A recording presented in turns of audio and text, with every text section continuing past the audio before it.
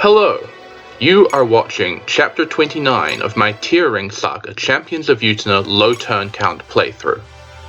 In terms of the story of this game, this is a pretty significant chapter, because Holmes is about to achieve two of his long-standing goals from early in the game.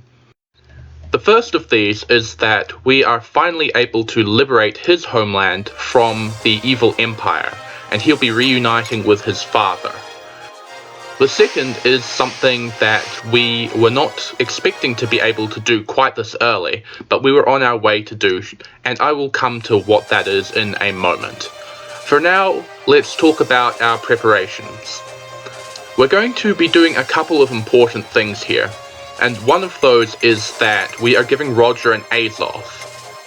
Because of that, you can guess that there is going to be some kind of sacrifice play happening during this map, but there's a reason I go with an Azoth here instead of remembering to buy a Miracle Charm earlier, and I'll come to that in a moment.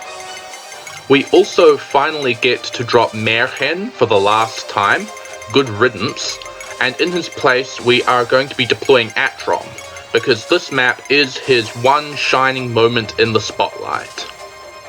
And the reason for that is closely connected to the main gimmick of this chapter.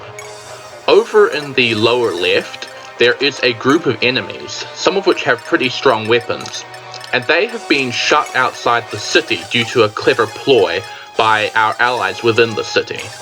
But with them, they have Renee, who we last saw falling over the edge of a ship and into the ocean, and whom we presumed was dead. So we're not going to have to use the Darkron on her after all, but for now she's going to be a pretty big problem for us, because she has her warp staff with her, and she's going to be using that to warp those enemies towards us to harass us, and that is kind of a pain to deal with. Having enemies dropped on our heads would be comfortably difficult enough to deal with if it was predictable, given that we have squishies like Lyria and Atrom who need to be moving to certain places during the map. But Renee's AI of where she warps a unit is actually pretty random, and so it's very difficult to deal with. She's also programmed to always go first in the enemy move order, so anyone she warps is guaranteed to still have their action to harass us with. We need to make sure that Renee doesn't run off out of our reach later on, which she can do if she starts to run out of people she can warp at us. And so the first act that I do in this map is warp Sierra over to block off the one tile wide path north and away from us, so that there's no possibility of Renee going further away than that. While there, Sierra is perfectly positioned to fight several of the enemies, reducing the number of possible targets Renee has to warp, and also picking up some experience for herself, including facing off against the sub-boss, Pike. The primary objective of this chapter is for Holmes to seize a point up in the northwest part of the map. But in practice, in an LTC context, recruiting Renee is pretty much a required objective, because she is able to use her warp staff to send Holmes up to the seize point as soon as that happens. So the bulk of my strategy for this map is dedicated to getting Atrom and Holmes over to where Renee is as soon as I possibly can. And there's a fair amount of stuff that I need to go my way. So in order to recruit Renee in a good position to finish the map, we need to manipulate her movement a bit using Sierra. Sierra's presence has already caused the enemies to move in such a way that in order for Renee to warp one of them on this upcoming enemy phase, she needs to move to pretty much where we want her to be. So that's a good thing. And we can move Sierra around in order to prevent Renee from reaching enemies that we do not want her to warp. The second thing that we need to do to pull this off is remove the real boss of this map from the seize point, and that is what Roger is doing. So the boss of this map is called Scion, and he freely moves around, abandoning his seize point if someone gets within his range. That's why we are sending Roger in there to pull him off on this upcoming enemy phase, so that the seize point is free for us to take come turn 3. The final thing that I am doing here is having Lyria sing in an attempt to refresh Holmes and Atrom and get them closer to Renee faster. This is not strictly speaking saving any turns. While testing this map, I did find a configuration in which I was able to complete it in 3 turns without any refreshes from Lyria going off on Holmes, Atrom, or Renee. So in a way, Lyria's Sing is making this chapter more reliable, not less, as she slightly reduces reliability on random enemy movement. However, I could potentially have achieved much the same effect by teaching Atrom or Holmes the Urbanite skill, or even promoting Atrom earlier. So, in the end, refreshing does not save any turns for me in this chapter, in this particular run. And for a while there I thought that this was the lowest possible turn count.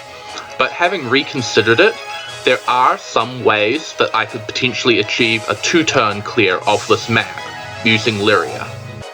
The first option would be to have 3 Sing procs go off over 2 turns, in order to launch a unit over to bait Zion off his perch on turn 1 enemy phase, while also refreshing both Holmes and Atrom to get to Renee on turn 2.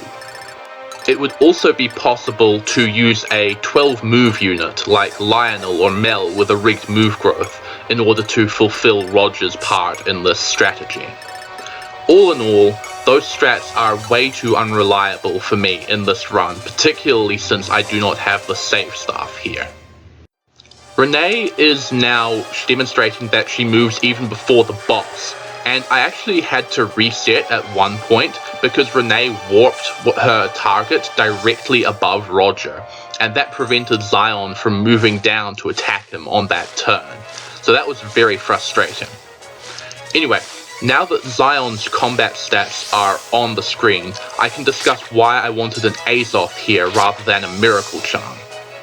Zion has a chance of double critting Roger, which would kill him if he had a Miracle Charm, but an Azoth's activation ends the round of combat. So if Zion was to critically hit Roger on his first attack, that would end the combat right there.